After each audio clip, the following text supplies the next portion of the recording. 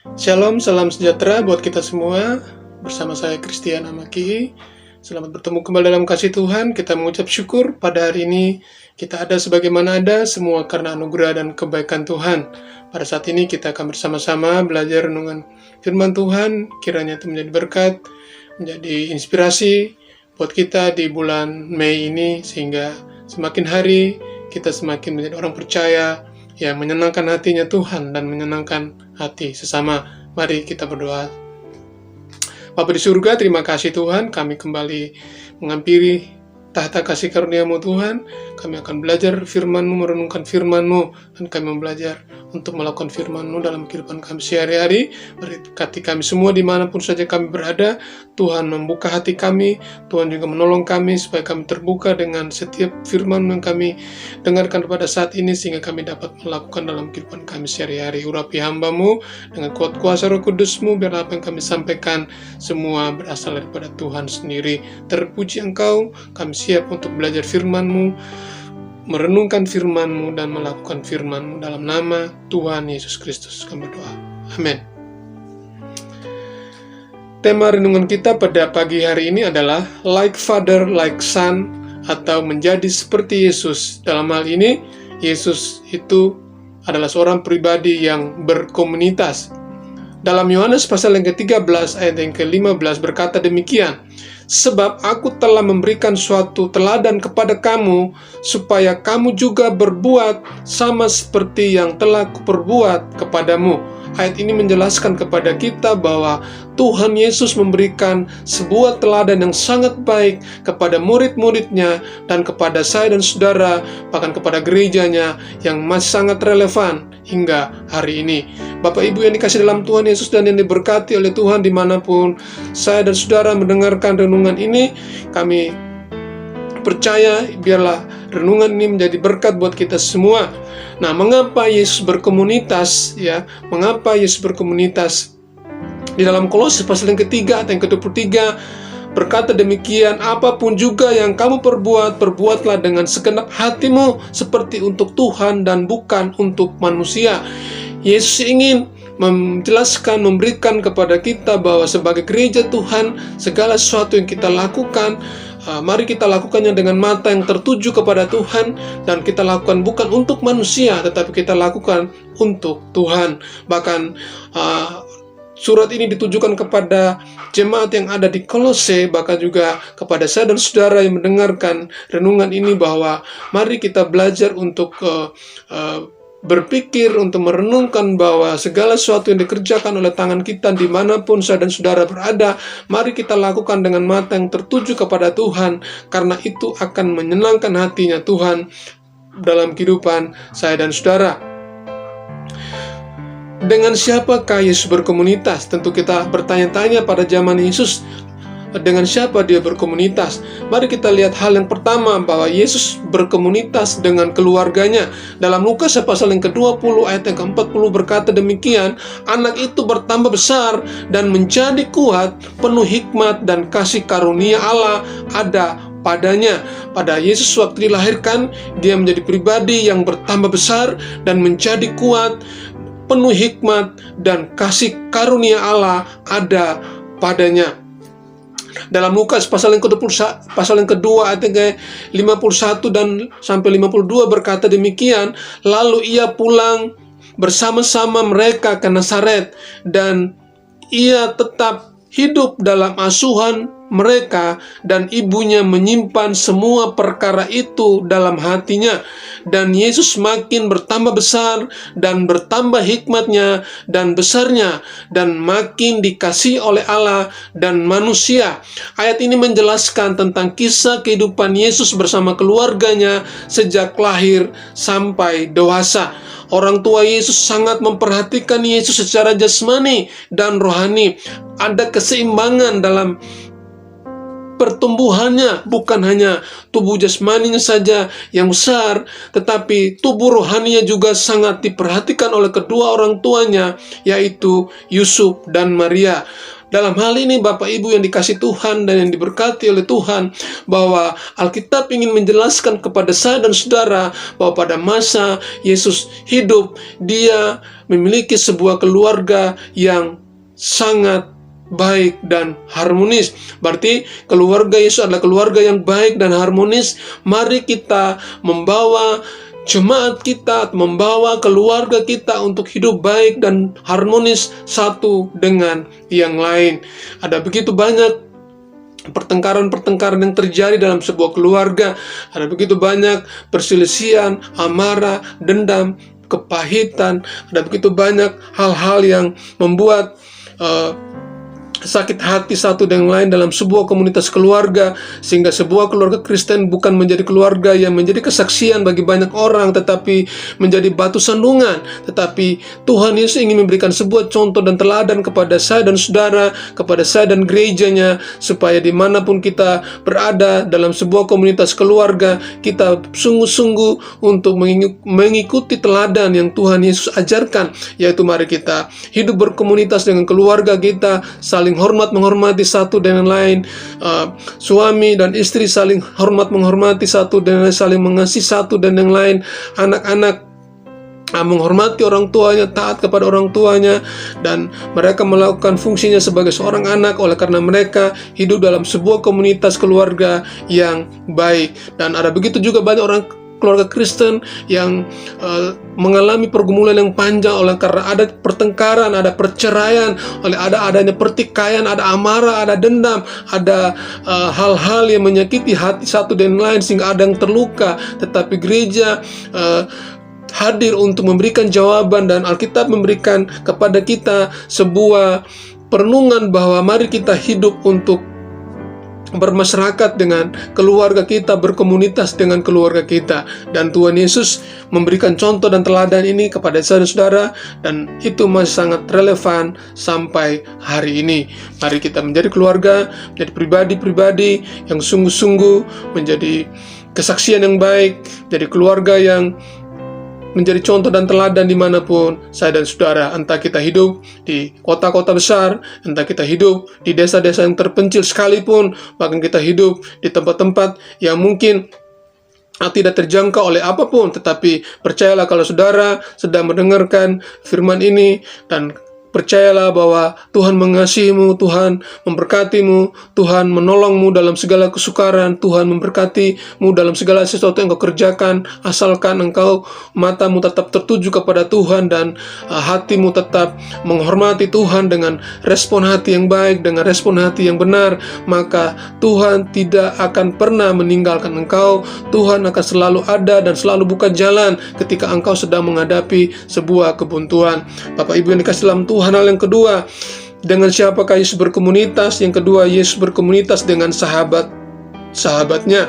Di dalam Lukas pasal yang ke-12 ayat yang ke-4 berkata demikian, "Aku berkata kepadamu, hai sahabat-sahabatku, janganlah kamu takut terhadap mereka yang dapat membunuh tubuh dan kemudian tidak dapat berbuat apa-apa lagi." Yohanes 15 ayat yang ke-15 berkata demikian, "Aku tidak menyebut kamu lagi hamba, sebab hamba tidak tahu apa yang diperbuat oleh tuannya, tetapi aku menyebut kamu sahabat, karena aku telah memberitahukan kepada kamu segala sesuatu yang telah kudengar dari Bapakku."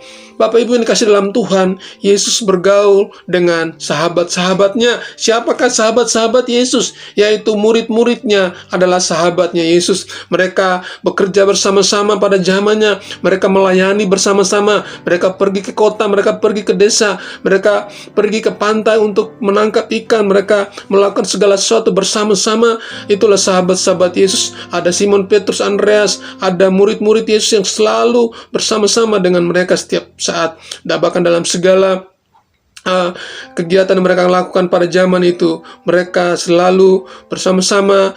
Bukan berarti mereka tidak ada masalah, mereka juga punya masalah satu dan yang lain, tetapi Tuhan selalu ada bagi mereka untuk menyelesaikan segala persoalan, segala masalah di tengah-tengah yang mereka hadapi. Bahkan Yesus juga adalah bersahabat dengan saya dan saudara. Ayat tadi berkata bahwa aku tidak menyebut kamu lagi hamba, sebab hamba tidak tahu apa yang diperbuat oleh tuannya, tetapi aku menyebut kamu sahabat, karena aku telah memberitahukan kepada kamu segala sesuatu yang telah kudengar dari Bapakku. Bapak Ibu yang dikasih dalam Tuhan, saudara-saudara dimanapun saja berada, bahwa ada perubahan peran di sini, bahwa saya dan saudara tadi berstatus sebagai hamba, diubah oleh Tuhan menjadi seorang sahabatnya Tuhan. Seorang sahabat, Tuhan memberitahukan kepada sahabatnya segala sesuatu atau isi hatinya kepada sahabatnya. Dan saudara-saudara adalah sahabat-sahabatnya Allah. Allah akan memberitahukan apa yang menjadi kerinduan hatinya kepada saya dan saudara. Dan percayalah, ketika kita menjadi sahabatnya Allah, kita akan menjadi hidup yang bermakna, hidup yang terhormat, hidup yang menjadi berkat bagi banyak orang lain, bukan menjadi batu sandungan. Ketika kita hidup bersahabat dengan komunitas kita, kita akan menjadi orang percaya yang dapat diandalkan di tengah-tengah lingkungan masyarakat yang penuh dengan berbagai macam persoalan, tetapi kita hadir untuk memberikan jawaban, kita hadir untuk memberikan solusi. Oleh sebab itu, mari kita membangun sebuah komunitas yang baik di tengah lingkungan masyarakat, di mana saya dan saudara Tuhan tempatkan di bangsa ini, baik di pulau-pulau, baik di kota-kota besar, kota-kota kecil, di desa-desa, dimanapun saya dan saudara berada, yang Tuhan tempatkan. Tidak ada yang kebetulan, tetapi Tuhan mau engkau ada di sana untuk berkomunitas dan menjadi berkat, membawa dampak, membawa pengaruh, membawa segala sesuatu yang Tuhan inginkan menjadi contoh dan teladan, supaya nama Tuhan tetap dipresentasikan bukan dengan kata-kata, tetapi dengan sikap dan perbuatan saya dan saudara. Hal yang ketiga, Yesus berkomunitas dengan masyarakat. Dalam Lukas pasal yang ke-20 ayat yang ke-25 berkata demikian, lalu kata Yesus kepada mereka, kalau begitu berikanlah kepada Kaisar apa yang wajib kamu berikan kepada Kaisar, dan kepada Allah apa yang wajib kami berikan kepada Allah. Roma yang ke-13 ayat yang ke-7 juga berkata demikian, bayarlah kepada semua orang apa yang harus kamu bayar, pajak kepada orang yang berhak menerima pajak, cukai kepada orang yang berhak menerima cukai, dan rasa takut kepada orang yang berhak menerima rasa takut, dan hormat kepada orang yang berhak menerima hormat. Bapak Ibu yang dikasih dalam Tuhan Yesus, Yesus juga hidup berkomunitas, bermasyarakat pada zamannya. Dia juga melakukan segala aktivitas di tengah-tengah masyarakat. Dia tidak menutup diri dengan masyarakat, dia terbuka dengan masyarakat. Yesus mempunyai kehidupan bermasyarakat yang sangat baik. Dia tidak di rumah saja, tapi dia makan dengan pemungut cukai. Dia pergi bersama-sama dengan para petani, nelayan, para orang-orang kusta disembuhkan oleh Yesus, orang-orang yang kehilangan pengharapan, orang-orang yang putus asa. Yesus hadir di sana untuk memberikan jawaban. Yesus bergaul dengan pelacur untuk memberikan pengharapan kepada mereka. Yesus memulihkan keadaan hati mereka. Yesus memulihkan seluruh keadaan mereka. Oleh karena kehadiran Yesus di tengah-tengah masyarakat membawa sebuah pengaruh yang besar. Itulah sebabnya kehadiran saya dan saudara sebagai orang percaya, sebagai orang Kristen yang telah ditebus dengan darah yang mahal oleh Yesus Kristus, oleh penyalipan di atas kayu salib, memberikan pesan kepada saya dan saudara untuk hadir di tengah-tengah lingkungan masyarakat di mana kita berada, untuk mempresentasikan Injil dengan sikap dan perbuatan kita, bukan dengan kata-kata, tapi sungguh-sungguh oleh karena kita ingin hidup bermasyarakat. Nah, Bapak Ibu yang dikasih dalam Tuhan, apa yang sedang terjadi di akhir-akhir ini, ada begitu banyak orang percaya menutup diri dengan masyarakat. Mereka tidak mau bergaul dengan masyarakat, mereka tidak mau bergaul dengan tetangga kiri kanan, mereka tidak mau bergaul dengan komunitas mereka ada. Itulah sebabnya terjadi pertikaian, terjadi amarah, kebencian satu dan yang lain, terjadi perselisihan, pertengkaran satu dan yang lain, sehingga hidup berkomunitas tidak menjadi komunitas yang baik, tetapi justru hidup berkomunitas yang tidak baik. Nah, saya mengajak saya dan saudara dimanapun kita berada untuk hidup bermasyarakat sama seperti Yesus hidup pada zamannya, dia hidup bermasyarakat. Bagaimana kehidupan bermasyarakat di kota tempat kita tinggal, atau desa tempat kita tinggal, atau dimanapun kita berada, kita harus mengerti tentang aturan yang ada di tempat kita tinggal dan bermasyarakat, dan kita harus taat dengan itu. Kita bersyukur tinggal di bangsa ini. Kita bisa bekerja dengan baik di bangsa ini. Kita bisa mencari nafkah di bangsa ini. Kita mengucap syukur. Kita dapat melakukan segala aktivitas kita tanpa ada tekanan, tanpa ada rasa takut, oleh karena kita diizinkan oleh negara ini, oleh bangsa ini untuk melakukan segala sesuatu dengan baik, karena Tuhan mau kita hadir di bangsa ini untuk menjadi kesaksian yang baik. Dan percayalah, ketika kita hidup di tengah-tengah masyarakat dengan sikap hati yang baik, dengan attitude yang baik, maka saudara dan saya dapat diandalkan, dihormati, dan dapat menjadi berkat di tempat di mana kita ada dan tempat di mana kita melakukan segala aktivitas kita. Dan yang berbahagia adalah ketika sebuah keluarga Kristen, ketika orang percaya hidup dan sungguh-sungguh mempraktekkan apa yang Tuhan mau dalam kehidupannya sehari-hari. Kesimpulan saya adalah, sebagai anak-anak Tuhan, marilah kita mengikuti contoh dan teladan yang Tuhan Yesus ajarkan. Yaitu yang pertama, Yesus berkomunitas dengan keluarganya. Yang kedua, Yesus berkomunitas dengan sahabat-sahabatnya. Dan yang ketiga, Yesus berkomunitas dengan masyarakat. Pertanyaan adalah, maukah saya dan saudara untuk berkomunitas dengan keluarga, berkomunitas dengan sahabat-sahabat, berkomunitas dengan masyarakat? Dan alangkah baiknya mari kita hidup seperti itu, karena itulah yang Tuhan mau dalam kehidupan saya dan saudara. Yang berbahagia ialah mereka yang mendengarkan firman Tuhan, yang merenungkan firman Tuhan, dan yang melakukan firman Tuhan dalam kehidupannya sehari-hari. Tuhan Yesus memberkati kita semua. Amin. Mari kita berdoa. Bapa di surga, kami sudah mendengarkan firman-Mu. Biarlah firman-Mu itu yang menjadi pelita bagi kaki kami dan menjadi terang bagi jalan kami. Berkati semua yang mendengarkan firman-Mu ini, yang mendengarkan renungan ini. Biarlah Tuhan memberkati waktu masuk dan waktu keluar mereka. Tuhan memberkati yang dikerjakan oleh tangan mereka pasti berhasil. Mereka yang dalam pergumulan, Tuhan Engkau berikan jalan keluar. Yang sakit, Tuhan jamah dan Tuhan sembuhkan. Sebab tidak ada yang mustahil bagi Tuhan. Engkau mengubah segala sesuatu, Tuhan, karena Engkau berkuasa untuk melakukannya, Bapa. Mereka yang putus asa, Tuhan berikan asa yang baru. Mereka yang sedang mengalami perjuangan yang panjang dan sakit penyakit, Tuhan tolong beri pengharapan bahwa Engkau sekali-kali tidak pernah meninggalkan mereka.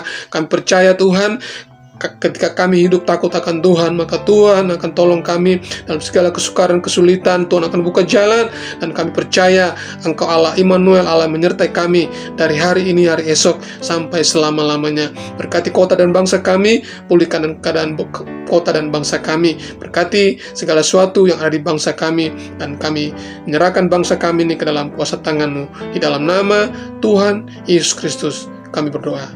Amin. Tuhan Yesus memberkati.